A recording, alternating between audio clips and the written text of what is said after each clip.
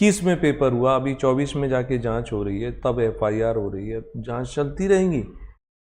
जो लड़के मेहनत कर रहे थे वो बेचारे क्या करें। हर एग्जाम में यही हो रहा है, हर एग्जाम में यही स्थिति है। MPPSC 12 का जो है ना, 12 का पूरा पेपर में आया था, सब कुछ आया था कि लीक हुआ, कहीं कोई कार्यवाही नहीं हुई, सबने ज्वाइनिंग कर ली। जो उस समय डिप्टी कलेक्टर थे अब जॉइंट कलेक्टर हो गए, प्रमोशन तक हो गया। तो स्थितियां ऐसी ही हैं। तो मध्य प्रदेश में अभी जो बच्चे हंगामा कर रहे हैं, तो वो लगता तो है कि कहीं ना कुछ तो घोटाला आपने किया है ना, हंगामा कर रहे हो तो कुछ तो बात है, बिना बात के तो वो होगा नहीं। हाँ, तो सामान्य जो बच्चा है, पढ़ने वाला जो बच्चा है, जो मेहनत करता है, जो तिकड़मबाजी नहीं जानता है, वो बेचारा पिस जाता है बुरी तरीके से।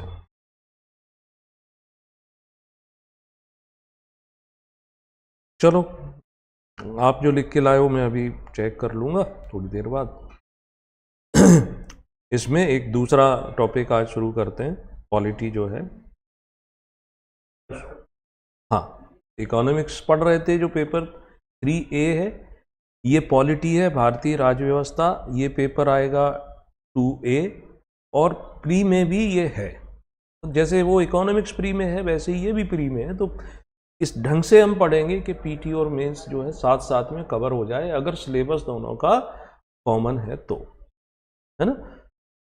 अब इसमें आती है राज्य व्यवस्था, पॉलिटी जिसे हम कहते हैं, या संविधान भी कहते हैं कि अरे इसमें संविधान की पढ़ाई करनी है, संविधान भी पढ़ना है, बहुत सारी चीजें इसमें रहेंगी।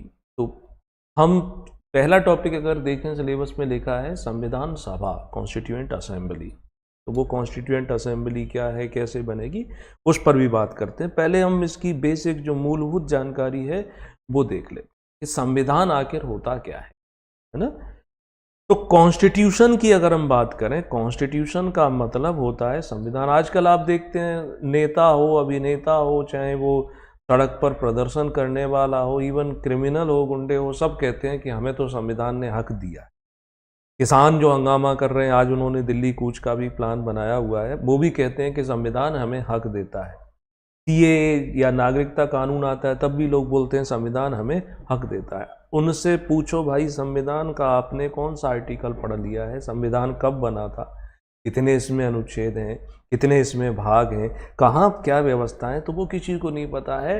वो पता सिर्फ किसको है, जो व्यक्ति तैयारी कर रहा है, अपने भविष्य में सिविल सर्विस अधिकारी बनना चाहता है, एक शासकीय नौकरी प्राप्त करना चाहता है, उसको पढ़ना पड़ता है। तो संविधान ऐसे समझ लो कि सबसे बड़ा कानून, सुप्रीम लॉ ऑफ नेशन। कानून, लॉ जो है, लॉ का मतलब क्या होता है कि लॉ का मतलब ये होता है कि उसका हमें पालन करना पड़ेगा, यानी उसके अनुसार हमें अपने कार्यों को करना पड़ेगा। न करें तो उसके पालन न करने के कारण हमें दंड मिलेगा, सजा मिलेगी, वो होता है कानून। अब कानून भी अलग अलग तरीके के होते हैं। कुछ होते हैं जैसे जिन्हें हम फौजदारी कानून बोलते हैं, क्रिमिनल, कुछ होते हैं जिन्हें हम सिविल बोलते हैं, कुछ सामान्य कानून होते हैं, सोशल विधान होते हैं। जैसे मान लो आपसे घर में कहा कि तुमको ये काम करना है, दूध लेने जाना है या सब्जी लेने जाना है, नहीं गए, अब घर में मुखिया ने बोला तो क्या होगा, डांट फटकार होगी, अब जेल तो नहीं भेज दिया जाएगा इस कार्य के लिए। तो ये क्या है, ये हमारे एक परिवार के बने हुए कानून। अब परिवार के कानून से निकल करके आते हैं बाहर, जिन जैसे जो कानून बोलते हैं, कानून इसलिए बनाए जाते हैं जिससे कि हमारी सामाजिक व्यवस्था ठीक से चले, या हमारी जो राज्य स्तरीय या राष्ट्रीय स्तरीय व्यवस्था है वो ठीक से चले। अगर कानून नहीं होता तो जिसको जो समझ में आता वो करता। तो कानून बनाया गया, यानी उसका पालन करेंगे, पालन नहीं करेंगे तो दंड मिलेगा, पनिशमेंट मिलेगा। इस कारण से लोग उसका पालन करते हैं। तो अब ऐसा कानून एक होता है, फिर इसके ऊपर एक बड़ा कानून होगा। तो सबसे बड़ा कानून किसी देश का जो है उसी को हम संविधान कहते हैं, कॉन्स्टिट्यूशन। तो constitution is the supreme law of nation. सबसे बड़ा कानून है वो है राष्ट्र का। अब इस आधार पर क्या होगा उस देश में, तो उस देश की समस्त प्रशासनिक या शासकीय व्यवस्था या जो कार्य हैं वो संचालित किए जाएंगे। परिवार, गांव, बस्ती, यहाँ आपसी समझ के हिसाब से लोग व्यवस्थाएं बना लेते हैं। अब जैसे कोई गांव है, कोई बस्ती है, 10-20 घर बने हुए हैं। अब 10-20 घर बने हुए हैं तो वो पानी का प्रयोग करते होंगे। अब पानी प्रयोग करते हैं, पानी बहता होगा, तो पानी उसके लिए कोई वहाँ नाले और ऐसी सीवर लाइन की व्यवस्था तो है नहीं, लेकिन फिर भी वो सब लोग मिलकर कोई व्यवस्था करते होंगे। कहीं कोई बड़ा सा गड्ढा होगा जिसमें सब लोग अपना पानी निकालने का रास्ता बना देते होंगे। तो ऐसे व्यवस्थाएं चलती हैं। लेकिन जब बड़ा देश चलाना हो, खासकर हमारे जैसा देश हो इतने, जिसमें अब हम 140 करोड़ हो गए हैं, तो उस देश को संचालित करने के लिए जो कानून होगा उसी को संविधान कहते हैं। तो इसी के आधार पर सभी प्रकार की व्यवस्थाएं, चाहे वो विधायी हो, चाहे वो न्यायिक हो, चाहे वो सामान्य हो, वो सब की जाती है। तो which all the administrative and governmental functions are executive, यानी सरकार के प्रशासनिक कार्यों को संचालित किया जाता है। तो मोटे तौर पर हमें एक लाइन में ये समझ में आना चाहिए कि संविधान किसी भी देश का सबसे बड़ा कानून है। सबसे बड़ा है तो सबको मानना पड़ेगा भाई, इससे ऊपर तो कुछ नहीं होगा। अब देश शब्द जो आता है, जैसे हम राष्ट्र भी बोलते हैं, पॉलिटी में यानी संविधान में उसको हम राज्य भी कह देते हैं, स्टेट भी कह देते हैं। वैसे स्टेट का मतलब आज के समय बोलें तो जैसे मध्य प्रदेश एक राज्य है, उत्तर प्रदेश एक राज्य है, राजस्थान एक राज्य है।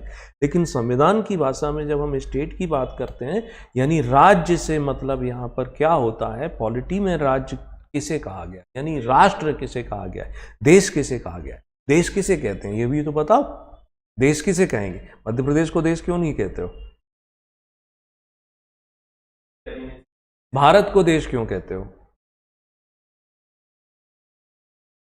बहुत सारे राज्यों का समूह है। ऐसे ही मध्य प्रदेश, जो जिन्हें आप जिले कहते हो उन्हें राज्य बना दो। भिंड एक राज्य है, इंदौर एक राज्य है। तो कुछ तो इसमें पहचान होती होगी जिससे इसको हम आइडेंटिफाई कर पाते हैं कि ये देश है। तो राष्ट्र यानी देश होने के लिए 4 अनिवार्य मूलभूत तत्व होते हैं। पहले संविधान बताया शॉर्ट में कि सबसे बड़ा कानून है राष्ट्र का। तो राष्ट्र क्या होता है? अगर राष्ट्र में 4 बातें होंगी तो वो राष्ट्र होगा। कौन कौन सी 4 बातें होंगी?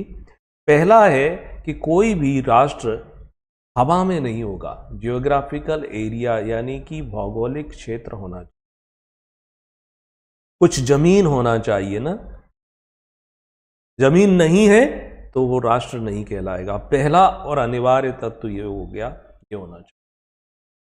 ठीक है, चलो भारत के पास भी भौगोलिक क्षेत्र है, या हम मध्य प्रदेश को राष्ट्र क्यों नहीं मानते? मध्य प्रदेश के पास तो भौगोलिक क्षेत्र है, दूसरा सबसे बड़ा। चलो ठीक है, एक कंडीशन तो पूरी कर दी।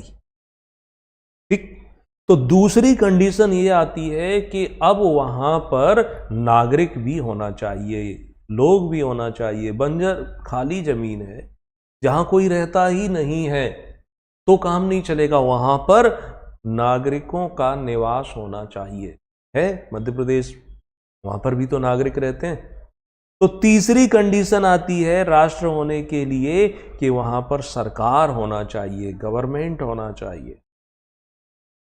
ठीक है, सुनते जाओ, ये तो सब पीडीएफ में मिल ही जाएगा। छोटे छोटे पॉइंट बनाना है तो बनाओ। सरकार होना चाहिए यानी जियोग्राफिकल एरिया हो गया, सिटीजन हो गए, नागरिक हो गए या जनसंख्या हो गई। और तीसरा आता है क्या कि सरकार होना चाहिए। ठीक, मध्य प्रदेश में या आपके गांव में ये तीनों बातें फुलफिल हो रही है। भाई गांव का भी तो एक भौगोलिक क्षेत्र है, और जो भौगोलिक क्षेत्र है वहां पर लोग रहते हैं। सरकार के नाम पे पंचायती राज है, पंचायत भी तो सरकार है। तो फिर तीनों बातें पूरी हुई कि नहीं हुई? लेकिन चौथी बात जो है वो यहां लिखा है सोवरेनिटी। इसका मतलब होता है संपूर्ण प्रभुत्व संपन्न। ये क्या शब्द है? इसका मतलब ये होता है कि सरकार, सोवरेनिटी का मतलब होता है कि अपने किसी भी प्रकार के निर्णय लेने के लिए स्वतंत्र हो, चाहे इंटरनल हो चाहे बाह्य। मध्य प्रदेश ऐसा निर्णय नहीं ले सकता कि हम किस देश से व्यापार करेंगे या किस देश के साथ संधि समझौता रखेंगे। ये तो भारत सरकार ले सकती है। यानी भारत सरकार जो है वो अपने आंतरिक और बाहरी मामलों में स्वतंत्र है। तो तब जाकर के वह क्या कहलाता है, राष्ट्र कहलाता है, या संविधान की भाषा में राज्य कहलाता है, स्टेट कहलाता है। चार बातें याद हो जाएंगी। स्टेट मतलब भौगोलिक क्षेत्र, जनसंख्या, सरकार, और सरकार का संपूर्ण प्रभुत्व संपन्न होना। क्या होना? संपूर्ण प्रभुत्व संपन्न होना, सोवरेन होना। तो ये 4 पॉइंट पूरा करता है तो उसे हम राष्ट्र कह देते। अब इसमें जो शब्द आया वो आया सरकार, गवर्नमेंट। इस गवर्नमेंट को समझते हैं। सरकार यानी कि सरकार के 3 अंग होते हैं। गवर्नमेंट के 3 अंग होते हैं। कौन कौन से होते हैं? तो पहला आता है लेजिस्लेचर। लेजिस्लेचर को हम कहते हैं विधायिका।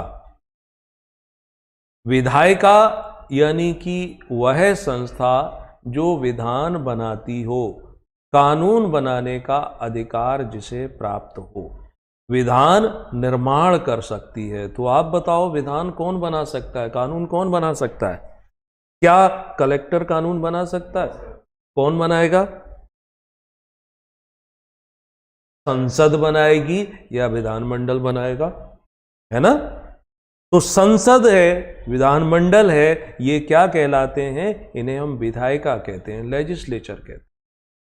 ठीक है। तो सरकार के 3 अंग में पहला अंग क्या हो गया? लेजिस्लेचर, जो कानून बनाता है, लॉ मेकिंग अथॉरिटी। तो इसमें हम संसद को रख सकते हैं और इसी में हम राज्य के विधानमंडल को भी रख सकते हैं। आगे हम पढ़ेंगे, संसद के भी भाग होते हैं, लोकसभा, राज्यसभा, राष्ट्रपति। विधानमंडल में भी आएगा विधानसभा, विधान परिषद, राज्यपाल, वो धीरे धीरे पढ़ते जाए। एक अंग सरकार का ये हो गया। दूसरा अंग कौन सा होता है? उसे कहते हैं एग्जीक्यूटिव बॉडी, यानी कि ये कहलाती है कार्यपालिका। कार्यपालिका का कार्य क्या है कि बने हुए कानून को क्रियान्वित करना, क्रियान्वित करने का यानी उसको लागू करना, एग्जीक्यूट करना। ठीक है। कानून जो बना है उसको क्रियान्वित करने का काम होता है कार्यपालिका का। तो सरकार जो है उसका दूसरा अंग हो गया। तो संसद ने कानून बनाया या विधानमंडल ने कानून बनाया, इसे लागू कौन करेगा? तो लागू करने के लिए मंत्री होते हैं और इनके साथ साथ प्रशासनिक अधिकारी होते हैं। एक तरफ राजनीतिक कार्यपालिका होती है जिसमें चुने हुए लोग मंत्री, और दूसरी तरफ ये जो अपॉइंटेड होते हैं, तो ये लोग कानून को लागू करते हैं। अगर मान के चलो किसी को स्कॉलरशिप मिलनी है तो स्कॉलरशिप संबंधी विधान बना होगा। अब मिली कैसे दी जाएगी ये उसका पालन करवाएंगे। जैसे लाडली बहना योजना चलाई मध्य प्रदेश में, और उसका क्रियान्वयन करना इनका काम है। हर महीने खाते में पैसे ट्रांसफर कर दिए जाते हैं। तो दूसरा अंग सरकार का क्या हो गया? कार्यपालिका। तीसरा अंग जो है वो कहलाता है जुडिशियरी, या इसे न्यायपालिका बोलते हैं। न्यायपालिका का कार्य है कि कानून बनाते समय गलती हो सकती है या कानून का क्रियान्वयन करते समय गलती हो सकती है, तो उस त्रुटि को, उस गलती को दूर करना। मान के चलो जैसे अभी सरकार ने कानून बना दिया कि हम सभी लोगों को जिन्होंने 2 साल की नौकरी की है उन्हें प्रमोशन दे देंगे। अब 2 साल वालों का तो प्रमोशन हो गया, लेकिन जो 5 साल की नौकरी कर चुके हैं, 10 साल की, उनको प्रमोट नहीं किया। तो ये लोग क्या करेंगे? कोर्ट में जाएंगे, भाई ये कैसा कानून है कि जिसकी 2 साल की हुई है उसे तो आप प्रमोशन दे रहे हो, और हम 5 साल हो गए, 10 साल हो गए, हमें नहीं पूछ रहे हो, ये तो अन्याय है ना। तो ये उस कानून की सुनवाई करके कैंसिल करेगा, कमी दूर करेगा, है ना। तो बनाते समय या क्रियान्वित करते समय कोई त्रुटि होती है तो उसे दूर करना। या कोई विवाद होता है, विवाद तरह तरह के होते हैं, राज्यों के बीच में विवाद होते हैं, भारत सरकार और राज्य के बीच के भी विवाद होते हैं। तो उन सारे डिस्प्यूट्स को दूर करने के लिए बैठी है न्यायपालिका। तो हमारे संविधान ने इन तीनों को अलग करते हुए सबके काम दे रखे हैं।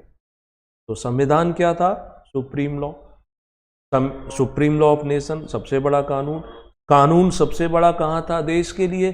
देश क्या होता है? जहाँ पर 4 बातें हो, भौगोलिक क्षेत्र हो, नागरिक हो, सरकार हो, और सरकार कैसी हो? संपूर्ण प्रभुत्व संपन्न। सरकार के फिर आए 3 अंग, एक है विधायिका, विधान बनाना जानती हो, दूसरा है कार्यपालिका, क्रियान्वयन करती है, और तीसरा है न्यायपालिका, जो विवादों का निपटारा करती है या अगर कोई त्रुटि होती है तो उस त्रुटि को दूर करती है। ठीक है, इतना क्लियर है? Very good. अब आगे बढ़ते हैं।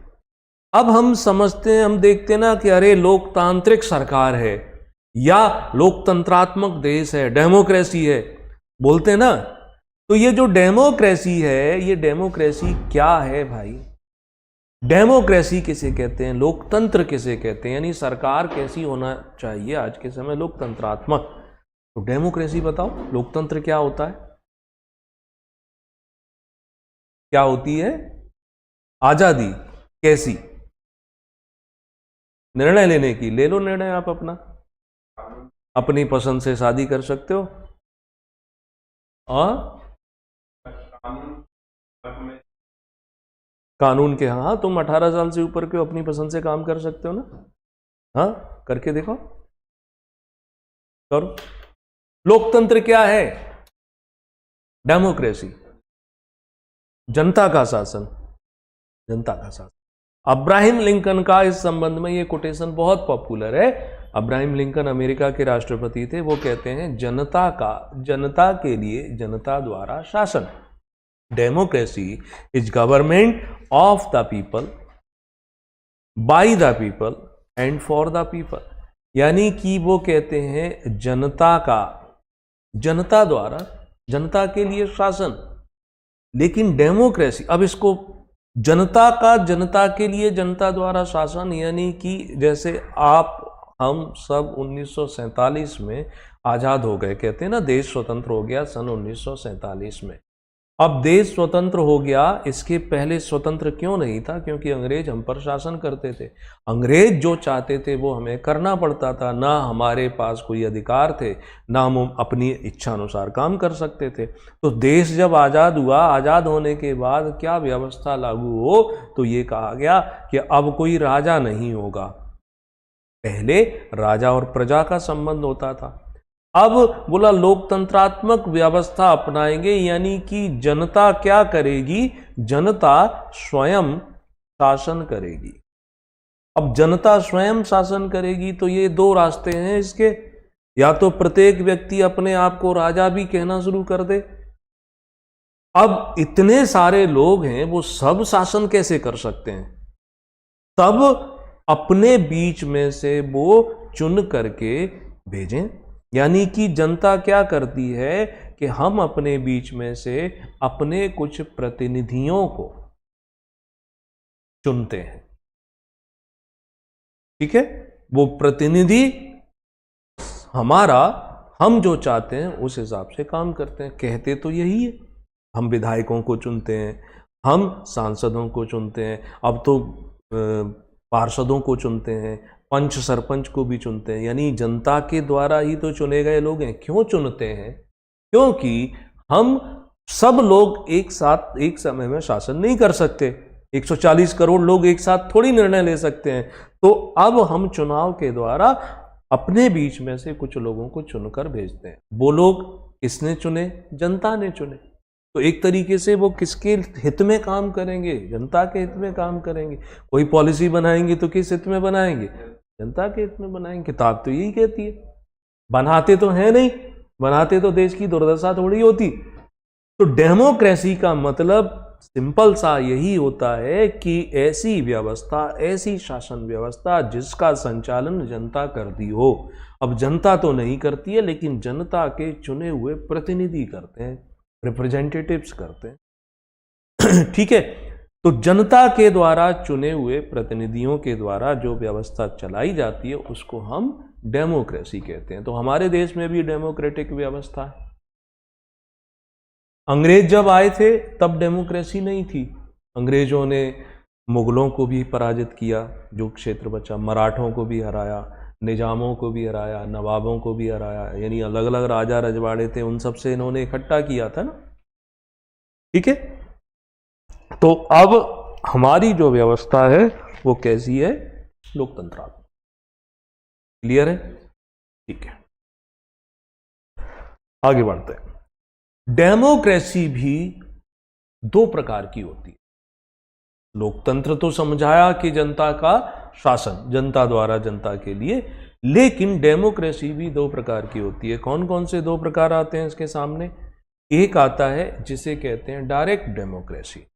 डायरेक्ट डेमोक्रेसी यानी कि प्रत्यक्ष लोकतंत्र। डायरेक्ट को हम प्रत्यक्ष कहते हैं और डेमोक्रेसी को लोकतंत्र कहते हैं। और दूसरी हो जाएगी अप्रत्यक्ष लोकतंत्र। दोनों में क्या अंतर है? प्रत्यक्ष लोकतंत्र किसे बोलेंगे? या पहले जैसे मैं आपसे पूछता हूं कि जैसे भारत हो गया, यहां पर भी लोकतंत्र है। अमेरिका हो गया, यहां पर लोकतंत्र है। ब्रिटेन, यूनाइटेड किंगडम, यहां पर भी लोकतंत्र है। इनमें से कहां प्रत्यक्ष है और कहां पर अप्रत्यक्ष है? भारत में प्रत्यक्ष वाला है और अमेरिका, इसमें ब्रिटेन में आपको अप्रत्यक्ष वाला है। तो कैसे ये आपने अंतर किया? हाँ, कौन? वो तो वहां के राजा रानी है, लेकिन वहां पर भी प्राइम मिनिस्टर होता है, वहां पर भी सांसद होते हैं, वो सब तो चुन के आते हैं। उन सबका चुनाव होता है, सिर्फ राजा रानी नहीं है। ऐसे तो भारत में भी अगर देखें तो पहले नेहरू प्रधानमंत्री थे, नेहरू के बाद उनकी पुत्री प्रधानमंत्री बनी, इंदिरा के बाद उनके सुपुत्र प्रधानमंत्री बने, उनके बाद फिर 10 साल तक मनमोहन सिंह रहे थे, अभी फिर उनके पुत्र ही प्रधानमंत्री बनना चाहते हैं। ऐसे ही अगर हम सीएम की बात करें, पहले ललवा मुख्यमंत्री था, फिर उसके बाद राबड़ी मुख्यमंत्री हुई, पत्नी को मुख्यमंत्री बना के जेल चले गए थे, अब वो अपने पुत्रों को बनाना चाहते हैं। यूपी में भी यही था, मुलायम सिंह यादव थे, फिर अखिलेश यादव बने। ये तो वही चल रहा है ना, वंश परिवार। लोकतंत्र जो है अमेरिका में भी है, ब्रिटेन में भी है, भारत में भी है। भारत में लोकतंत्र जो है वो अप्रत्यक्ष है, ब्रिटेन में भी अप्रत्यक्ष है, अमेरिका में भी अप्रत्यक्ष है। तो फिर प्रत्यक्ष कहां है? अंतर हम तब कर पाएंगे जब हमें प्रत्यक्ष की परिभाषा समझ में आए कि प्रत्यक्ष होने के लिए लोकतंत्र तो जनता का शासन हो गया, लेकिन अगर उस देश में 4 प्रमुख पॉइंट मिलते हैं तो बोला जाएगा कि ये प्रत्यक्ष डेमोक्रेसी है। वो कौन से 4 प्रमुख होते हैं? पहला पॉइंट आता है रेफरेंडम की व्यवस्था होना चाहिए। रेफरेंडम को हम बोलते हैं एक प्रकार से जनमत संग्रह, यानी कि यहां पर कानून बनाया जाएगा, लेकिन कानून बनाने के लिए जनता की राय ली जाएगी, सबसे पूछा जाएगा। मान के चलो धारा 370 हटाना है, तो धारा 370 हटाने से पहले सरकार सभी से राय लेती। वो राय माने ना माने वो अलग बात है, लेकिन पूछती, तब उसे कहते रेफरेंडम। ठीक, या कृषि कानून बनाए सरकार ने, बनाए और फिर हटाए सरकार ने, ना बनाते समय राय ली ना हटाते समय राय ली। ठीक है, अभी भी कोई भी सरकार कानून बनाती है संसद या विधानमंडल में, हमसे तो नहीं पूछती, आपसे तो नहीं पूछती कि हम ये बनाएं या ना बनाएं। तो ये व्यवस्था जब हमारे देश में नहीं है, इसका मतलब है कि हम प्रत्यक्ष लोकतंत्र में तो नहीं आते हैं। पहला पॉइंट ही गायब है। दूसरा आता है जिसे कहते हैं प्लेबिसाइट। प्लेबिसाइट भी एक तरीके से जनमत संग्रह ही है, वैसा ही है।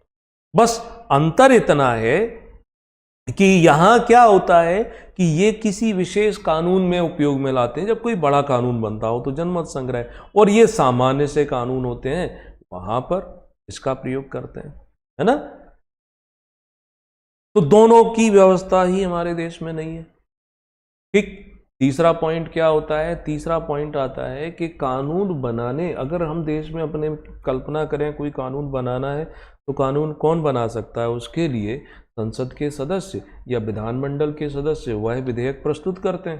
क्या जनता के पास ऐसा अधिकार है कि जनता चाहे कि नहीं मैं कानून बनाना चाहते हूं, लेके चली जाए विधेयक? नहीं ना। तो अगर उस देश के नागरिक को ये अधिकार मिले कि वो स्वयं विधेयक प्रस्तुत कर सके, या पहल कर सके। इनिशिएट का मतलब होता है पहल करना, शुरुआत करना।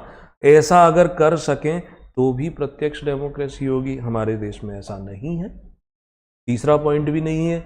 चौथा पॉइंट आता है राइट टू रिकॉल। हमें चुनने का अधिकार है। हम सांसदों को चुन सकते हैं, विधायकों को चुन सकते हैं। क्या हम उन्हें 5 साल से पहले वापस बुला सकते हैं? नहीं बुला सकते ना। वो तो 5 साल का कार्यकाल पूरा करेंगे।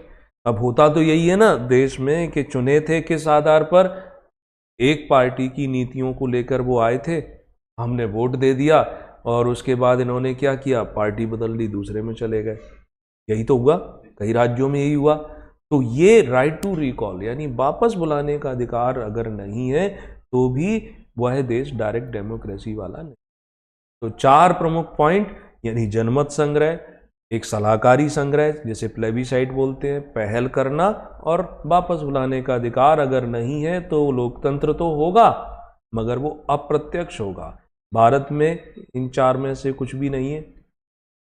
यूएसए में भी यही हाल है, वहां पर भी ऐसे ही होता है, चुने हुए प्रतिनिधियों के द्वारा शासन चलता है। ज्यादातर बच्चे गलती कर देते हैं, वो अमेरिका को डायरेक्ट डेमोक्रेसी बोल देते हैं क्योंकि उनके यहाँ राष्ट्रपति शासन प्रणाली है। राष्ट्रपति शासन प्रणाली होना डायरेक्ट डेमोक्रेसी नहीं कहलाता है। बच्चों का तो छोड़ो, जो फैकल्टी बनते हैं उनको भी इसका अंतर नहीं पता होता। आप किसी भी से भी पूछ लेना जो भी आपके टच में हो कि सर ये बताओ डायरेक्ट डेमोक्रेसी और इनडायरेक्ट डेमोक्रेसी में अंतर क्या है, या मुझे उदाहरण दे दो। वो बोलेंगे अमेरिका है तो कैसे है डायरेक्ट डेमोक्रेसी, उनको भी नहीं पता। लेकिन ये मूल अंतर है। क्लियर है ना? तो आगे बढ़ते हैं इसके आधार पर। यानी कि हम संविधान क्या था? देश का सबसे बड़ा कानून था। उसके बाद फिर क्या समझे थे? राज्य यानी देश क्या होता है? 4 प्रमुख बातें: भौगोलिक क्षेत्र होना, नागरिक होना, सरकार होना, सरकार का संपूर्ण प्रभुत्व होना। फिर सरकार के 3 अंग समझे थे: विधायिका, कार्यपालिका, न्यायपालिका। फिर उसके बाद सरकार कैसी होती है? लोकतंत्रात्मक होती है। लोकतंत्र जनता का, जनता के लिए, जनता द्वारा शासन। फिर लोकतंत्र 2 प्रकार के होते हैं, एक डायरेक्ट डेमोक्रेसी, एक indirect democracy. Direct democracy Netherlands हो गए देश, छोटे जो देश हैं जहाँ आबादी कम है वहाँ तो डायरेक्ट डेमोक्रेसी सक्सेसफुल है, लेकिन बड़ी आबादी है वहाँ सक्सेसफुल नहीं है, है ना? तो ये चीज़ है। अब ऐसे ही हमारे जो संविधान की जो व्यवस्था है, क्या कहा था कि संविधान के आधार पर समस्त प्रशासनिक कार्य हैं संपादित किए जाते हैं। तो अब हमारा जो संविधान है, इस संविधान में 2 प्रकार के सिस्टम यानी 2 प्रकार के तरीके हमें देखने को मिलते हैं। एक जिसे बोलते हैं संसदीय शासन प्रणाली, पार्लियामेंट्री फॉर्म ऑफ गवर्नमेंट, संसदीय शासन प्रणाली। और दूसरा है, नीचे लिखा है, presidential form of government. Presidential यानी राष्ट्रपति शासन प्रणाली कह लो, या इसी को दूसरा नाम देते हैं अध्यक्षात्मक।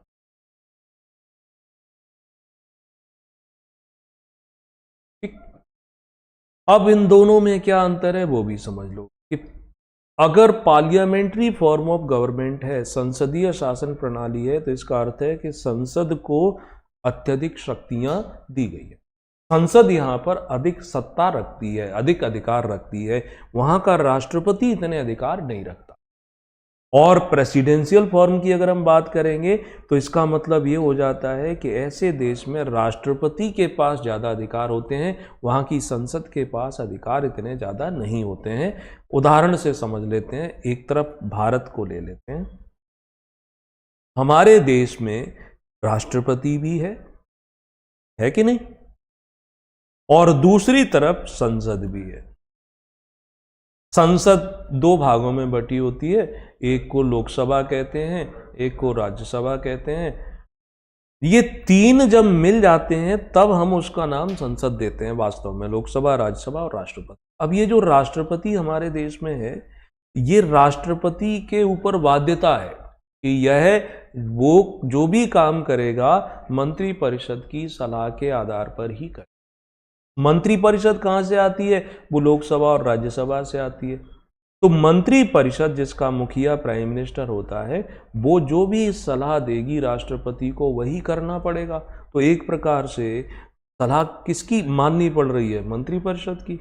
और मंत्रिपरिषद राष्ट्रपति के प्रति उत्तरदायी नहीं होती है, वो संसद के प्रति उत्तरदायी होती है। तो अधिकार किसको ज्यादा मिले हैं? संसद को। अमेरिका की अगर हम बात करें, अमेरिका में क्या होता है कि वहां पर भी संसद है।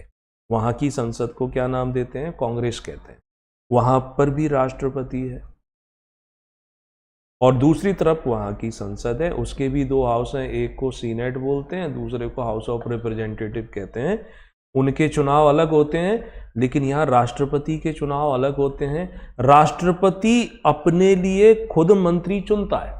ऐसा नहीं हुआ कि संसद से मंत्री चुने जाते हैं, संसद से कोई लेना देना नहीं। वहां सारी शक्तियां राष्ट्रपति के पास है, संसद के पास गिने चुने अधिकार है। ज्यादा अधिकार किसको मिले हैं? राष्ट्रपति को। तो जिसको ज्यादा अधिकार मिले उस व्यवस्था को हम उसी नाम से जानेंगे, प्रेसिडेंशियल फॉर्म ऑफ गवर्नमेंट, जहां पर प्रेसिडेंट महत्वपूर्ण है, और पार्लियामेंट्री फॉर्म ऑफ गवर्नमेंट, जहां पर पार्लियामेंट महत्वपूर्ण है। तो हमने अपने देश में संसदीय शासन प्रणाली को चुना। क्यों चुना? क्योंकि हम ये सारी व्यवस्थाएं अंग्रेजों से सीख रहे थे। अंग्रेज जो आए ब्रिटेन से, तो ब्रिटेन में चलती है संसदीय शासन प्रणाली। बस उनके यहाँ राष्ट्रपति नहीं होता है, राष्ट्रपति के रूप में उनके यहाँ राजा या रानी होते हैं। वो परिवारवाद पर आधारित है, एक उसी परिवार के द्वारा चलते रहेंगे। हमारे देश में ऐसा नहीं किया गया, उसकी जगह पद राष्ट्रपति रख दिया, और वो भी चुनाव के द्वारा आएगा। चुनने का अधिकार हमें डायरेक्ट नहीं मिला है, सांसद और विधायक चुनते। तो अब ये व्यवस्था जो है, जो संविधान में बनाई गई है, इसके दो रूप ये भी सामने आते हैं। कोई पूछ दे कि संसदीय शासन प्रणाली क्या है, तो एक लाइन का उत्तर दे सकते हैं कि जहां संसद सर्वोच्च होती है या संसद के पास अधिक सत्ता होती है। बोला तो अध्यक्षात्मक क्या है? राष्ट्रपति के पास जहां अधिक अधिकार होते हैं उसको हम अध्यक्षात्मक या राष्ट्रपति शासन प्रणाली के नाम से जानते हैं। ठीक है, ये हो गया। के बाद विश्व में हम सबसे पुराना उदाहरण संसदीय शासन प्रणाली का है ब्रिटेन में। जैसे ये संविधान कोई हम अपने देश में नहीं, हर देश में व्यवस्थाएं। इवन जब राजा होते थे तो वो भी, उनके यहाँ भी नीतियां होती थी, मनमर्जी से वो भी शासन नहीं करते थे। चाहे राम का राज रहा हो, चाहे रावण का राज रहा हो, मंत्री होते थे कि नहीं होते थे? मंत्री उन व्यक्तियों को बनाया जाता था जो योग्य होते थे, लेकिन मंत्रियों की सलाह मानने के लिए वो बाध्यकारी नहीं होता था राजा। अगर मानने के लिए बाध्यकारी होता तो रावण मानना पड़ता, उसके तो सभी मंत्रियों ने सलाह दी थी। लेकिन राजा अपने सलाहकारों को रखता था, क्योंकि एक व्यक्ति बहुत जल्दी अच्छे निर्णय नहीं ले पाता है। वो चाहता है कि अलग अलग विशेषज्ञ उसको राय दें तो वो अच्छे से डिसीजन ले पाएगा ना। तो उस समय भी नीतियां बनती थी। जैसे कौटिल्य ने जो अर्थशास्त्र लिखा है उसमें भी तो राजनीतिक व्यवस्थाओं की बात की गई कि राजा के लिए यह नीति है। या महाभारत अगर सीरियल देखा हो, विदुर नीति, विदुर भी तो राज करने के लिए बताते थे कि दुश्मन देश के साथ क्या करना चाहिए, या इस परिस्थिति में क्या सही है क्या गलत है। और जब हम स्वतंत्र हुए तो उसके बाद संविधान में आ गया, लोकतंत्रात्मक व्यवस्था के रूप में आ गया कि सरकार को ये करना चाहिए या ये नहीं करना चाहिए। तो संसदीय शासन प्रणाली सबसे पुरानी कहां मिलती है? ब्रिटेन में। ठीक, अब अंतर क्या है और ज्यादा अगर हम देखें संसदीय और कौन सी प्रणाली में? अध्यक्षात्मक। अभी सरकार के 3 अंग बताए थे। कौन कौन से 3 अंग बताए थे?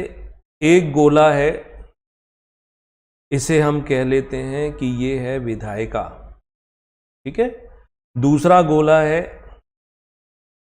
ये हो गई कार्यपालिका। एक तीसरा सर्कल भी बना लेते हैं, ये है न्यायपालिका। ये तीनों गोले अलग अलग बने हुए हैं। इसका अर्थ ये हुआ कि यहां पर तीनों के कार्य, तीनों की शक्तियां स्पष्ट रूप से विभाजित हैं। आपका काम है कानून बनाना, आप कानून बनाएंगे, आपको इन दोनों से कोई मतलब नहीं। आपका कार्य है बने हुए कानून का क्रियान्वयन करना, आपको दोनों से कोई मतलब नहीं, आप भी स्वतंत्र हैं। ये जब तीनों अंग सेपरेट हो जाते हैं, यानी तीनों की शक्तियां जो हैं पृथक कर दी गई, सेपरेशन ऑफ पावर, तो वह व्यवस्था कहलाती है अध्यक्षात्मक या राष्ट्रपति शासन। तीनों की शक्तियां अलग अलग है। और जब तीनों की शक्तियां अलग ना हो, जैसे कि क्या होता है कि जैसे एक ये गोला है और दूसरा गोला आपस में मिलता है कुछ हिस्सा, तीसरा अलग है। अब ये क्या है? ये है विधायिका। ये क्या थी? ये थी कार्यपालिका। अब ऐसे समझो कि हम अपने देश का उदाहरण लें। विधायिका केंद्र सरकार की बात करें, लोकसभा के सदस्य और राज्यसभा के सदस्य जनता के द्वारा चुने जाते हैं, ठीक है ना? जनता के द्वारा चुने जाते हैं। अब ये कार्यपालिका कैसे बनती है? जिसका लोकसभा में बहुमत हो, जिसको ज्यादा सीटें प्राप्त हो, वो यहाँ मंत्री बन जाते हैं उसके। तो जो मंत्री और प्रधानमंत्री हैं, अगर राज्य में मंत्री और मुख्यमंत्री हैं, वो विधानसभा के सदस्य हैं, वो लोक संसद के सदस्य हैं या नहीं? यानी एक व्यक्ति एक तरफ कार्यपालिका का भी भाग बन गया और वही व्यक्ति विधायिका का भी भाग बन गया। तो दोनों आपस में संक्रमण नहीं कर रहे हैं, एक दूसरे को मिल रहे हैं, सेपरेशन तो नहीं दिखाई दे रहा ना इनके जैसा। यहाँ क्या था अमेरिका में कि विधायिका अलग है, यानी उनकी जो संसद है उसके सदस्य अलग चुने जाते हैं, उसका कोई भी व्यक्ति मंत्री नहीं बनता। कार्यपालिका ये अलग चुनी जाती है, यानी राष्ट्रपति और राष्ट्रपति के अपने मंत्री, वो खुद अपनी पसंद से किसी को भी बना सकता है। और न्यायपालिका तो अलग होती ही है। न्यायपालिका तो हमारे यहाँ भी अलग है, लेकिन यहाँ कार्यपालिका के सदस्य विधायिका के भी सदस्य होते हैं, सभी नहीं होते हैं, कोई विपक्ष थोड़ी कार्यपालिका बन जाएगा। तो यहां दोनों में क्या होता है, एक प्रकार से सेपरेशन दिखाई नहीं देता है ना? तो दोनों में एक अंतर ये भी है। संसदीय शासन प्रणाली का सबसे पुराना उदाहरण ब्रिटेन है, तो दूसरी तरफ अध्यक्षात्मक शासन प्रणाली का सबसे पुराना उदाहरण अमेरिका है, ठीक है? सबसे पुराना ये हो जाता। और भारत ने संसदीय शासन प्रणाली को अपनाया, यानी ब्रिटेन के प्रोसेस को फॉलो किया। प्रश्न उठ सकता है आपके दिमाग में कि जब हम अंग्रेजों के अधीन थे तो फिर अंग्रेजों की व्यवस्था को क्यों अपना रहे, अमेरिका वाली व्यवस्था को क्यों नहीं दिया? तो इसका प्रश्न, ये प्रश्न वहाँ भी उठा था संविधान सभा, जिन्होंने संविधान बनाया, तो इसका उत्तर ये दिया कि चूंकि उस समय हमारी जो जनसंख्या थी, निरक्षरता बहुत ज़्यादा थी, ये व्यवस्था समझने में 200-250 साल लग गए। अगर हम नई व्यवस्था लेके आते हैं तो उसको लोगों को सीखने में लंबा समय लगेगा। इस व्यवस्था में जो कमियां हैं संसदीय प्रणाली में, उसको दूर कर लेते हैं और सुधार के व्यवस्था हम लागू कर लेते हैं, प्रणाली यही चलने देते हैं। इसीलिए इन्होंने क्या किया, विश्व के 60 से अधिक देशों के संविधानों का अध्ययन किया और जो भी अच्छी अच्छी बातें थी वो अपने संविधान में रखी हुई है, ठीक? तो ये समझ में आ जाता है। यहां तक कोई प्रश्न हो तो पूछिए। व्यवस्थापिका किसे कहते हैं? व्यवस्थापिका जो व्यवस्था बनाती हो, कार्यपालिका को व्यवस्थापिका कहते हैं, उसी को व्यवस्थापिका कहते हैं। लिखा मिले कहीं तो कार्यपालिका को ही व्यवस्था।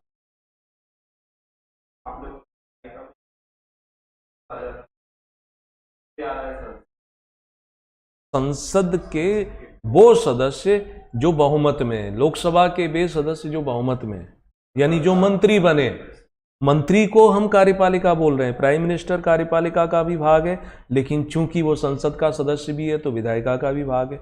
मंत्री जो अन्य हैं वो भी कार्यपालिका का भाग है और संसद के सदस्य हैं, इसीलिए मंत्री हैं, तो विधायिका का भी भाग है। सारी कार्यपालिका, सिर्फ मंत्री ही कार्यपालिका नहीं होते, और भी जो एडमिनिस्ट्रेटिव ऑफिसर है वो तो संसद के सदस्य नहीं है ना, इसलिए एक हिस्सा अलग करके दिखाया। तो ये भी कार्यपालिका में, कार्यपालिका लिखा देखा ना, कार्यपालिक मजिस्ट्रेट, ये शब्द उसी को रिप्रेजेंट करता है एक तरह, ठीक है? तो अध्यक्षात्मक और संसदीय दोनों का अंतर समझ में आ गया।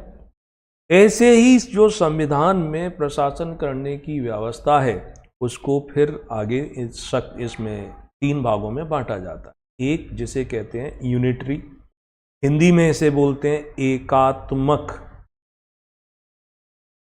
दूसरा आता है फेडरल, इसे हिंदी में कहते हैं संघात्मक। तीसरा आता है क्वासी फेडरल, इसे कहा जाता है अर्ध संघात्मक। एकात्मक यूनिटरी का मतलब ये हो गया कि यहाँ सारी शक्तियाँ, सारे अधिकार किसी एक संस्था में ही होते हैं। सभी प्रकार की शक्तियाँ एक ही व्यक्ति में या एक संस्था में होती हैं। जैसे ऐसा समझ लो कि अगर मान लो वो एकात्मक व्यवस्था वाला देश है, तो एकात्मक व्यवस्था वाले देश में ब्रिटेन का उदाहरण दिया, जैसे ब्रिटेन का राजा या जो रानी है, इन्हीं को सारी शक्तियां दे दी, या ब्रिटेन की जो संसद है उसी को सारी शक्तियां दे दी। उनके लिए यहाँ सेपरेशन नहीं है। जैसे हमारे यहाँ क्या है, भारत सरकार अलग काम करती है, राज्य सरकारें अलग काम करती हैं। ऐसा तो नहीं है कि भारत सरकार के निर्देशों के आधार पर ही राज्य सरकार काम करे। अगर करती तो पश्चिम बंगाल में ममता बनर्जी, दिल्ली में केजरीवाल जैसे लोग दंगा नहीं करते। तो ये लोग अपना अलग काम करते हैं, केंद्र सरकार अलग काम करती है, पंचायतें अपना अलग काम करती हैं। यानी यहाँ कार्यों का एक तरीके से बंटवारा है, कोई किसी।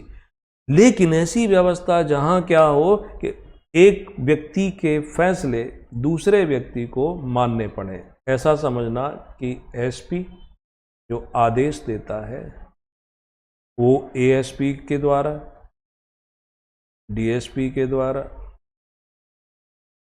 टीआई के द्वारा, sub inspector, ASI, head constable, constable, ये माना जाएगा कि नहीं माना जाएगा? अगर एसपी ने कोई आदेश दिया है तो उसके जूनियर उस आदेश का पालन करेंगे। तो यहाँ शक्तियाँ किस में केंद्रित हैं? एसपी में। एकात्मक व्यवस्था है ना, सारे अधिकार सब यहीं, इसने कोई भी आदेश दिया इनको पालन करना पड़ेगा। वैसे ही ऐसे देश में मान के चलो केंद्र सरकार जो है, संसद है, इसी को सारी शक्तियां मिल जाएं, इसकी सहायता के लिए नीचे संस्थाएं बनी हैं, लेकिन वो इसके आदेश को मानना ही पड़े। तो ऐसी व्यवस्था क्या कहलाती है? एकात्मक व्यवस्था। भारत सरकार राज्यों को आदेश प्रत्येक प्रकार का नहीं दे सकता। राज्य अपने क्षेत्र में स्वतंत्र है, भारत सरकार अपने क्षेत्र में स्वतंत्र है। अब ब्रिटेन में एकात्मक व्यवस्था है, वहां क्या है कि जैसे वहां पर एक केंद्र सरकार जो है, अब केंद्र सरकार की सहायता के लिए वहां राज्य स्तर पर काउंटीज बोलते हैं, काउंटी बनी हुई है, लेकिन वो स्वतंत्र नहीं है, केंद्र के आदेश के अनुसार काम करेंगी। इसलिए वह व्यवस्था क्या कहलाती है? एकात्मक। यानी समस्त शक्तियां, सभी अधिकार किसमें है? एक संस्था में। क्षेत्रीय इकाइयां अगर बनाई भी जाती हैं तो वो सिर्फ उसको सहायता देने के लिए बनाई जाती है, उनके कोई अलग अधिकार नहीं होते। ऐसी व्यवस्था में नागरिकता भी एकल होती है, यानी सिंगल सिटीजनशिप। एकल नागरिकता का मतलब कि आप चाहे मध्य प्रदेश के नागरिक हो, चाहे आप बिहार के हो, चाहे झारखंड के हो, चाहे आप जम्मू कश्मीर के हो, नागरिकता भारतीय। ऐसा नहीं देख सकते, ऐसा नहीं होगा कि राज्य की अलग लेना पड़े। एकल नागरिकता का एक अर्थ ये भी होता है कि ऐसा नहीं कि एक व्यक्ति दूसरे देश की भी नागरिकता रख ले और अपने देश की भी रख ले। हमारे यहाँ एक नागरिकता का प्रावधान, तो वो यूनिटरी कहलाता है। ऐसे देशों में जो न्यायिक व्यवस्था होती है वो भी कैसी रहती है?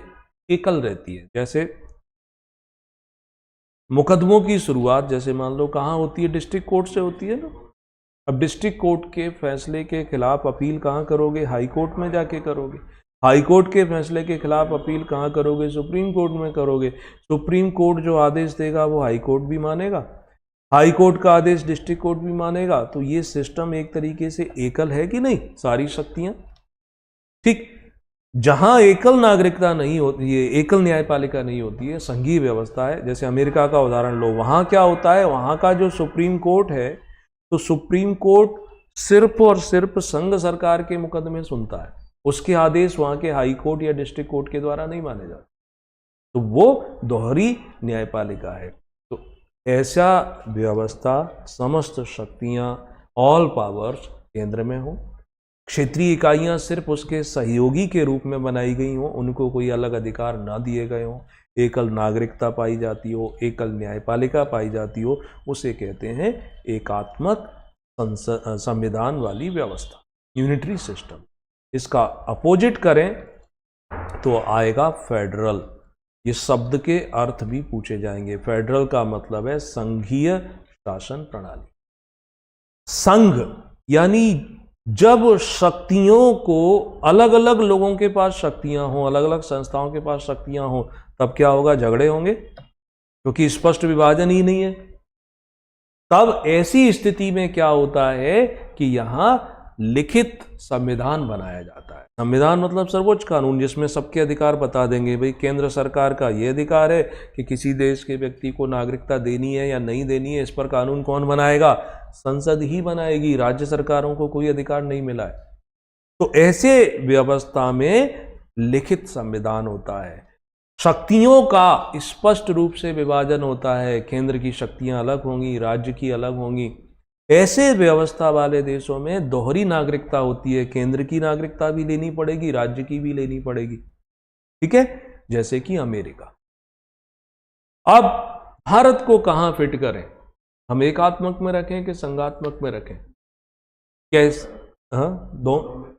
दोनों में नहीं फिट हो रहा ना। क्यों नहीं फिट हो रहा? कि एक तरफ तो हमारे यहां नागरिकता तो एकल ही है, न्यायपालिका भी एकल है, लेकिन शक्तियों का बंटवारा हमें देखने को मिल जाता है केंद्र और राज्यों के बीच में। मगर आपातकाल लगा दो तो फिर संसद ही महत्वपूर्ण हो जाती है, राज्य की शक्तियां समाप्त हो जाती हैं। तो भारत की व्यवस्था कुछ अलग प्रकार की है। उस तीसरी व्यवस्था को हम कहते हैं क्वासी फेडरल या अर्ध संघात्मक, यानी कुछ विशेषताएं संघ की हैं, फेडरल की हैं, और कुछ विशेषताएं किसकी हैं? यूनिटरी की है। ठीक है, तो उसको कहते हैं अर्ध संघात्मक। स्विट्जरलैंड में भी है, भारत में भी यही व्यवस्था। ठीक, तो भारत एक तो संसदीय शासन प्रणाली वाला है। भारत ने संघीय विशेषताओं के रूप में रिटन कॉन्स्टिट्यूशन ले रखा है। भारत ने एकात्मक के रूप में एकल नागरिकता ले रखी है, एकल न्यायपालिका ले रखी है ना। तो ऐसी सारी चीजें आती हैं। इस ऑब्जेक्टिव में भी पूछ लेते हैं कि भारत का जो व्यवस्था है वो किस प्रकार की है। तो यहाँ पर देखना ध्यान, यहाँ ये लिखा है कि भारत का संविधान यूनिटरी इन नेचर, या नेचर का मतलब होता है प्रकृति या स्वभाव। प्रकृति कैसी है भारतीय में? यूनिटरी मतलब एकात्मक। और दूसरी तरफ क्या लिखा है यहाँ पर? फेडरल इन स्ट्रक्चर, यानी कि स्ट्रक्चर का मतलब होता है संरचना। हमारे संविधान की संरचना कैसी बनाई गई है? संघीय बनाई गई। तो संरचना से मतलब है जैसे कि कोई मकान की संरचना होती है तो उसमें क्या होता है? बीम होंगे, पिलर लगे होंगे, दीवारें होंगी, है ना, रास्ता बना होगा, यानी संरचना स्पष्ट है। तो हमारे संविधान में संरचना ऐसी की गई है कि उसको देख के ये प्रतीत होता है कि ये संघीय व्यवस्था है। कैसे? वहाँ केंद्र के लिए अलग कानून बना के रखे गए हैं। केंद्र सरकार क्या क्या कर सकती है, इसके अधिकार स्पष्ट उल्लेख किए गए हैं। राज्य सरकारों के अधिकार अलग दिए गए हैं, पंचायतों के अलग दिए हैं, नगर पालिकाओं के अलग अधिकार दिए। तो सबकी सारी व्यवस्थाएं उन्होंने अलग कर दी है। वहाँ प्रधानमंत्री होगा तो राज्य में मुख्यमंत्री होगा, पंचायत में सरपंच होगा, सब व्यवस्थाएं बनाई गई हैं। राष्ट्रपति होगा तो यहाँ राज्यपाल होगा। तो जब संरचना हम देखते हैं तो ऐसा प्रतीत होता है कि भारतीय संविधान संघीय है, फेडरल है। लेकिन जब हम उसकी संरचना के बाद देखते हैं कि वास्तव में दिखाई तो देता है। मान लो एक परिवार है, एक घर है, घर के अंदर संरचना ऐसी बनाई गई है कि 3 किचन बना दिए गए। ठीक है, 3 बेटे हैं, उनकी शादियां हो गई हैं, 3 बेडरूम बना दिए गए। अब जब आप जाते हो तो देखते हो कि नहीं, खाना तो सिर्फ एक ही किचन में बन रहा है, 2 किचन तो ऐसे ही बंद पड़े हैं, सब उसी किचन का बना हुआ खाना खा रहे हैं। तो आप क्या बोलोगे कि व्यवस्था तो इन्होंने ऐसे की है कि सेपरेट रह सकें, लेकिन खाना एक किचन में बनता है, सब तीज त्योहार वो मिलकर बनाते हैं, खर्च जो है वो सब एक ही जगह जमा होता है। तो इस व्यवस्था को क्या बोलेंगे? एकात्मक बोलेंगे। स्वभाव कैसा है? एकात्मक, यानी परिवार के किसी एक सदस्य से लड़ जाओ, दूसरे भी आ जाएं, तुमने क्यों हाथ लगाया? तो प्रकृति यानी कैसी दिखाई देती है? एकात्मक। तो संविधान की हमारी जो संरचना तो दिखाई दे रही है कि सब अलग अलग हैं, लेकिन ये सब दिखावा है। वास्तव में केंद्र को ज्यादा शक्तियां दी हैं राज्यों की तुलना में, और ऐसी सिचुएशन भी बनाई है, ऐसी परिस्थितियां भी बनाकर रखी गई हैं कि केंद्र के पास शक्तियां ज्यादा हो जाएं। अगर कोई राज्य नहीं मानता है तो राष्ट्रपति शासन लगा दो, फिर तो क्या करोगे? सरकार ही खत्म हो जाएगी तुम्हारी, है ना।